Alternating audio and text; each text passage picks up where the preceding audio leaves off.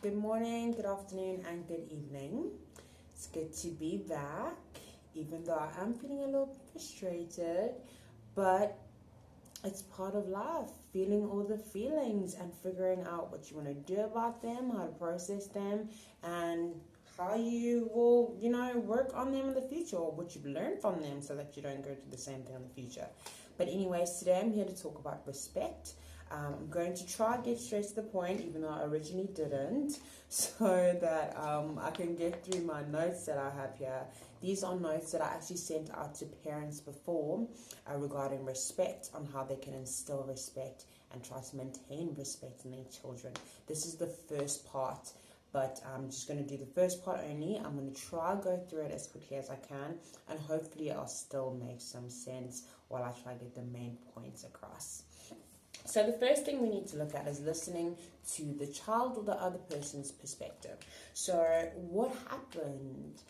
Why did you react that way? Or why did you think it would be the best way to go about doing things? It's also important for us to give direct instructions. So finish your food first, or you have to do your homework first before you go outside and play. Or you can't come out of your room yet until you finish doing your homework. It's also important for us to stick to what we say. So if you give a punishment or if you make a promise, try your best to stick to it. You should stick to it, because that shows that you're a person who sticks to what they say, that respects themselves, and that they know what they've said and they understand what they've said, and they want to do and still in the future do what they have said.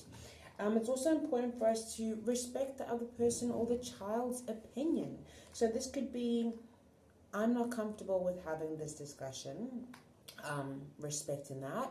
I'm not ready to go there, respecting that, because that allows the other person to feel respected, enjoy it, and be happy to give the respect back.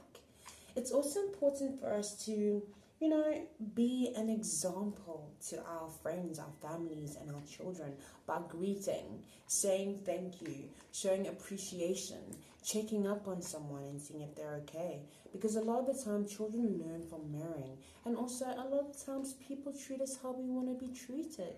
And that can sometimes be shown by how we treat other people. It's also important for us to be open and honest, to recognize the person or the child's actual needs. So this could be, I don't understand this question. So what is the struggle here? Is the child struggling to know or grasp the information? Or is the child struggling to break down and understand the question? So it's important for us to recognize the needs of the person and not what we think they need.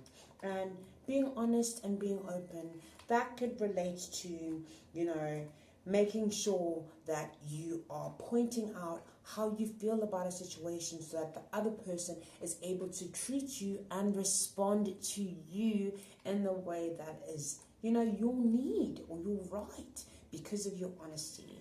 And last but not least, from this section, it's important for us to remember that we need to build good communication.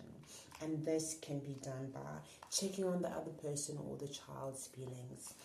We could do this by asking, how are you feeling? How was your test last week? Are you prepared for your test tomorrow?